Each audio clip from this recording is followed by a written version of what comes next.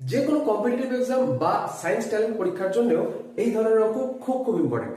চলো দেখে নিই মাত্র 5 সেকেন্ডের মধ্যে এই অঙ্ক কিভাবে সলভ করবো। তো এখানে বলেছে আমাদের এই 67 whole to the power 67 plus 67 কে 68 দ্বারা ভাগ করলে কত অবশিষ্ট থাকবে। তাহলে আমরা কি করব, 68 দিয়ে একেও ভাগ করব, 68 দিয়ে একেও ভাগ করব। এবার 67 কে যদি 68 দিয়ে ভাগ করা হয় তো ভাগ তো আমরা করতে পারি না। কেন না, এক কম পড়ে। যেহেতু এক কম পড়ে তাই আমরা বলতে পারি -1 হচ্ছে অবশিষ্ট। ঠিক আছে, আর হোল টু দি পাওয়ার 67 আছে তাই 67 মাথায় বসে গেল, প্লাস 67 কে যদি আমরা 68 দিয়ে ভাগ করি ঠিক একই রকম -1 আমাদের ঘাটতি পড়ছে, মানে এক ঘাটতি পড়ছে, সেটাকে আমরা -1 দিয়ে লিখছি।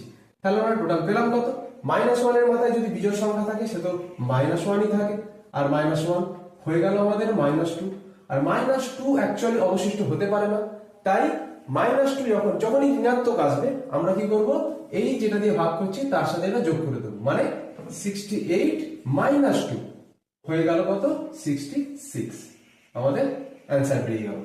চলে আসে পরেরটায়, 19 টু দি পাওয়ার 19 প্লাস 20 কে যদি 18 দিয়ে ভাগ করা হয় ঠিক একইভাবে 19 কে যদি 18 দিয়ে ভাগ করি তাহলে ভাগশেষ থাকছে 1, আর 20 কে যদি 18 দিয়ে ভাগ করি ভাগশেষ থাকছে 2। এর মাথায় 19 ছিল, 19 রাখি, তাহলে 1 এর মাথায় 19 কেন, যত খুশি দিয়ে না কেন সে একই থাকে, প্লাস 2 হয়ে গেল আমাদের 3। পজিটিভ পেলে যেটা আসবে সেটাই উত্তর। তাহলে এটা হয়ে গেল আমাদের ভাগশেষ, অপশন এ। তাহলে এই অঙ্কটা অপশন ছাড়াই নিজেরা বলে দাও কি উত্তর হবে।